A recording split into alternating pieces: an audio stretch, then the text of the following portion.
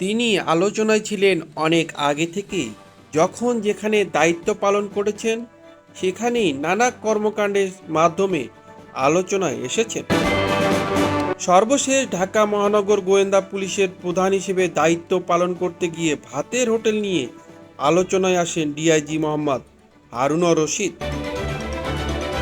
চলমান বৈষম্য বিরোধী ছাত্র আন্দোলনও আলোচনায় আসেন কথিত সেই ভাতের হোটেল নিয়ে।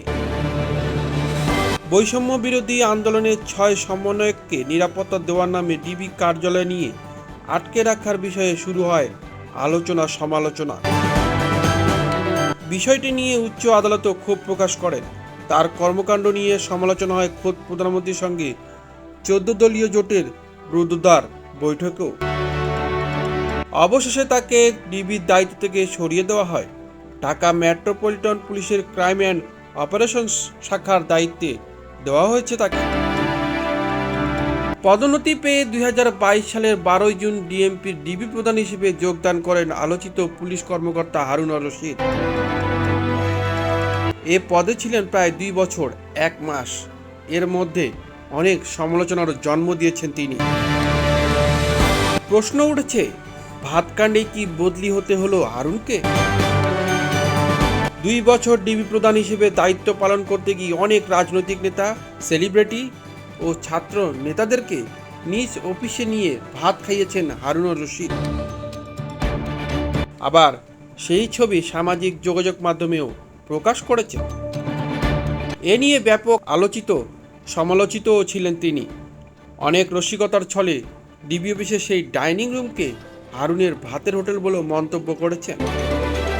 সামাজিক যোগাযোগ মাধ্যমে এটি একটি সুপরিচিত নামও ছিল, যদিও এসব মন্তব্যকে ইতিবাচক হিসেবেই নিতেন হারুনুর রশিদ। ভাতের হোটেল নামটি প্রথম আলোচনায় আসে বিএনপির স্থায়ী কমিটির সদস্য গয়েশ্বর চন্দ্র রায়কে ভাত খাওয়ানোর ছবি সামাজিক যোগাযোগ মাধ্যমে প্রকাশ করার পর।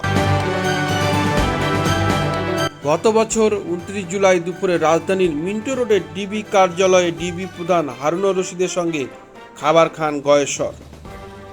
হাসি মুখে ডিবি প্রধানের সঙ্গে তার খাবার খাওয়ার ছবি ও ভিডিও ভাইরাল হয়। এতে দেখা যায় হারুনুর রশিদ নিজে গয়েশ্বরের প্লেটে খাবার তুলে দিচ্ছেন। জানা যায় ওই দিন খাবারের মেনুতে ছিল খাসির মাংস, মুরগির মাংস, একাধিক মাছের তরকারি, রোস্ট ও সবজি।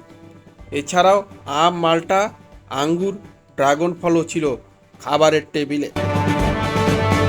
দুপুরের খাবার শেষে ডিবির একটি সাদা গাড়িতে করে গয়েশ্বরচন্দ্র রায়কে তার বাসায় পৌঁছে দেন ডিবি সদস্যরা। কাজী শরীফ, সমাচার প্রতিদিন।